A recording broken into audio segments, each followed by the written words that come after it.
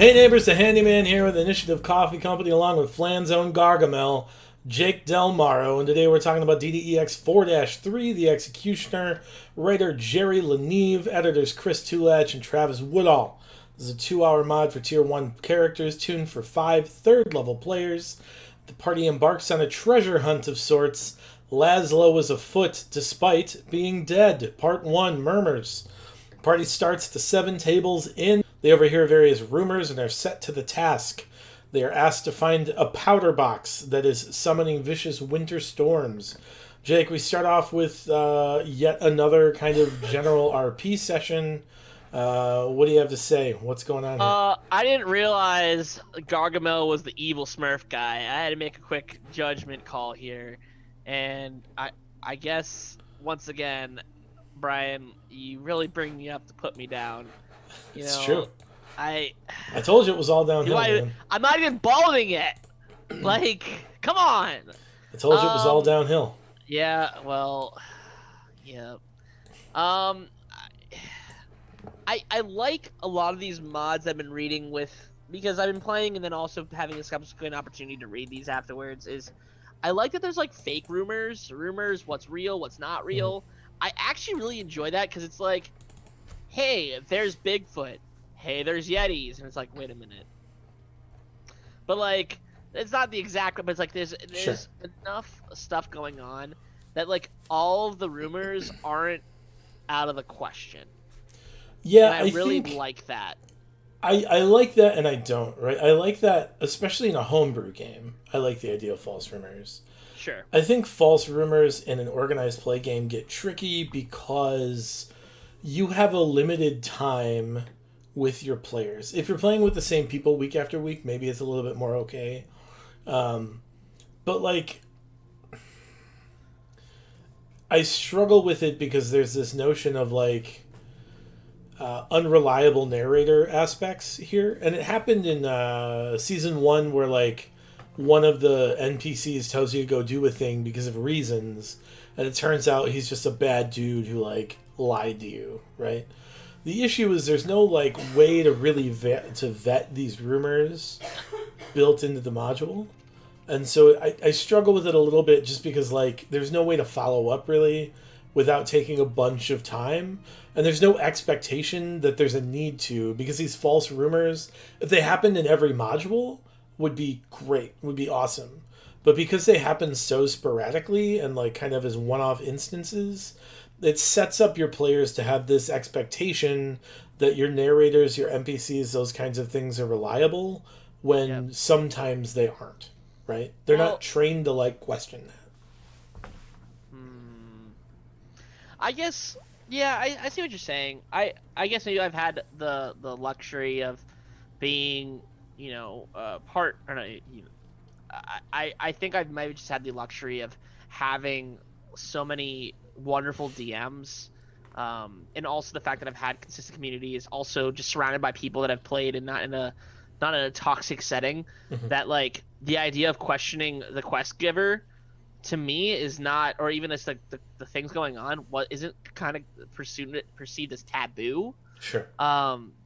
We have situations where you can jump into like a Skyrim like MMORPG or just an RPG game where it's like you don't get the opportunity to question like, hey, my guys have got run rampant. Can you go make sure you get all Right. 87 of my sheep back? And you're like, but why did you have 87 sheep? Like, there's a lot of, and like I think that maybe that's just part of the allure of my playing with Sure. in the AL style, because I almost have a homebrew setting that's in play, because we have a DM like yourself who's willing to work through this town and make it something interesting and more.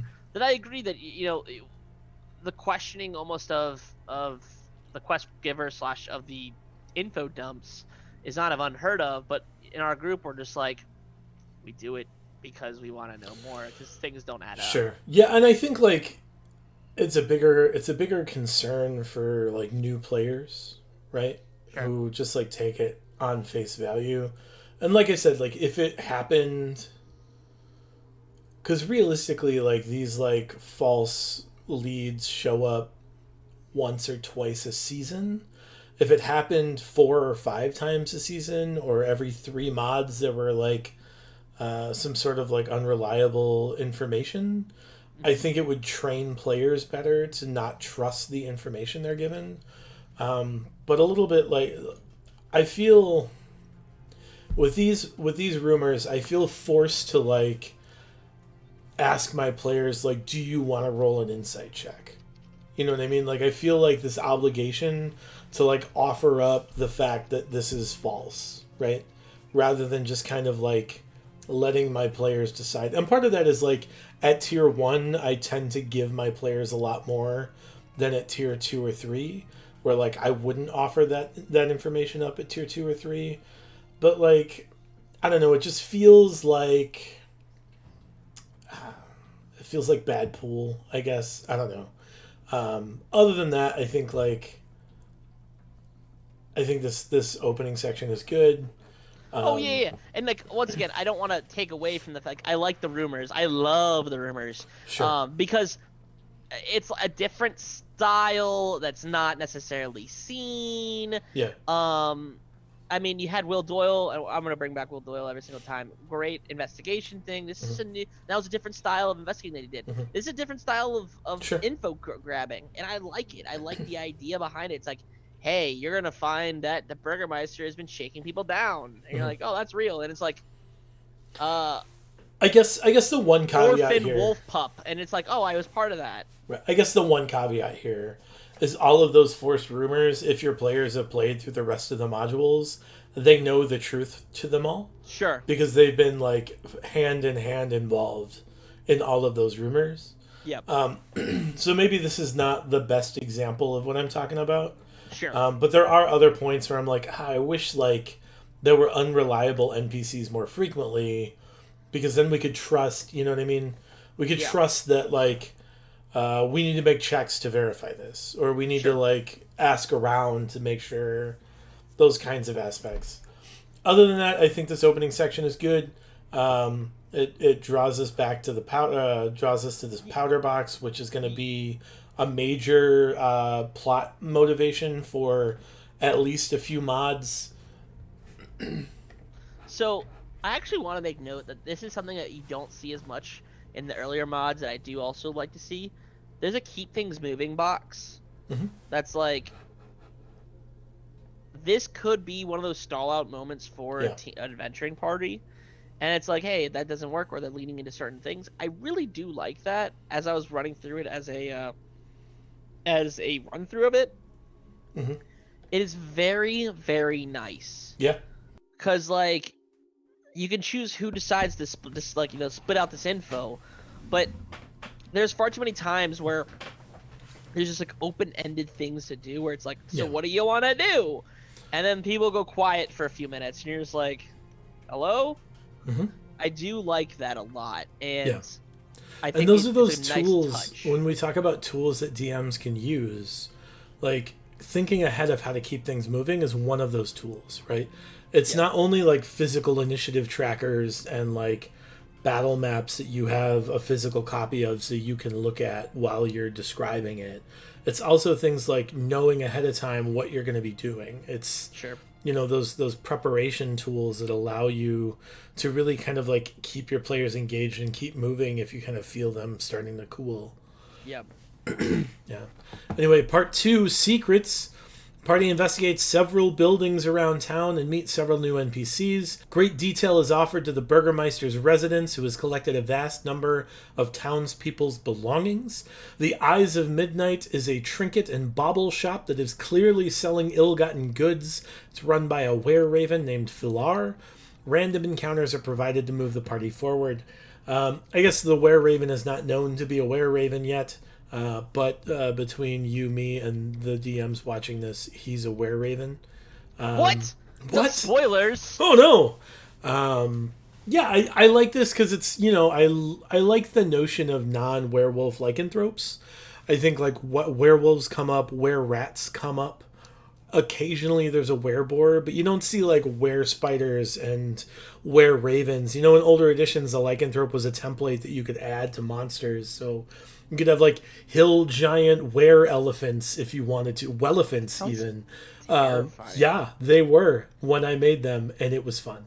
CR46 takes on Tiamat on her by itself. Like a CR9. But I like leaning into these other lycanthropic creatures. I think it's a cool kind of idea, kind of aspect. Other than that, like there's a lot of detail given here for the Burgermeister's residence. But if your players decide not to go to the Burgermeister's residence, it's a lot of wasted detail. But like what in reality though, Brian, as we're talking about it, what inspiration would give? What would inspire a player to go to the Burgermeister after all? There's not a lot here to like point your players to a Burgermeister, right? There's not a lot in the mod itself to show like, oh, maybe we should check out the Burgermeister's place. I guess like you could add a rumor that like people are frustrated because the Burgermeister keeps taking their stuff and has a hoard in his basement of artifacts or whatever, baubles, whatever. To some degree, like when I saw it too, I was like, why would I ever go to this? Yeah. To some degree, you have to play the locations against each other. If you go to the Eyes of Midnight first and like shake down Filar, you can find out that like he steals all of his stuff from the Burgermeister's basement. And so, like, obviously there's cool stuff there that maybe the powder box is down there. Ultimately, like, he steals it from the Burgermeister's basement. So maybe there's a connection there that you can make as a DM. But there's a lot of false leads here that don't really lead to anywhere relevant. The Viduva trading post from 4-2... the Viduvas, Laszlo and his wife. That's where Laszlo is currently staying under the guise of Eric. He's got a cool hat of disguise that allows him to... I like the fact they gave him like almost a normal name. Yeah, Eric. close to a normal name. We had to spell it weird to keep it weird. Fantasy based, but yeah, I think Eric. Like it was one of those amazing situations. You're like, how do you spell that? Eric. Spell it right? No. Spell it as wrong as possible. Yeah, there's a Q in it somehow. No. Yeah, so I think like it's tough because like you read through it and you're like, oh, obviously they're going to go to the Burgermeister's residence because there's so much there for the Burgermeister's residence that you like trick yourself into thinking there's a lead to the Burgermeister's residence, but there's no lead to the Burgermeister's residence. So you have to come up with something to lead the party there, or skip it. You know, my when I ran it, my party skipped the whole thing. They didn't go in there at all. We almost got lost. Because we were so not willing to go there. Right. They met up with the thugs outside the Burgermeister's residence, and we're like, it's probably fine. Nothing's going on in there. Let's try somewhere else. We don't want to deal with that right now. And we decided just to not. Other than that, I think everything else here is kind of a straightforward, if a little bit maybe underwhelming investigation. I guess it is a 2-hour mod, so you don't want to spend too much time here. Part 3, Apprehension. A riot is afoot as the town is fed up with the newcomer Eric, the White of Laszlo, in disguise. Alternatively, the party could run to the Viduva trading post before the town riots to get the powder box from Laszlo. After arriving and an encounter with several undead, Laszlo is fled with the powder box to somewhere. He leaves.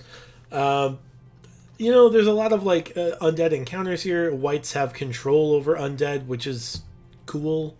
I think, when you sign up for Barovia campaign, you're signing up for zombies and ghasts and ghouls to be commonplace enemies, especially in Tier 1 modules.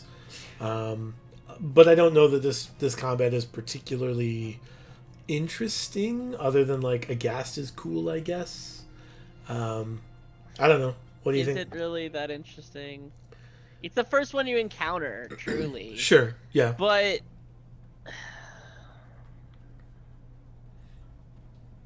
Right. Like, I understand they want Laszlo to get away because he's a major player in later mods, so I get it. It would be nice to see like him do something cool to escape. I guess my issue with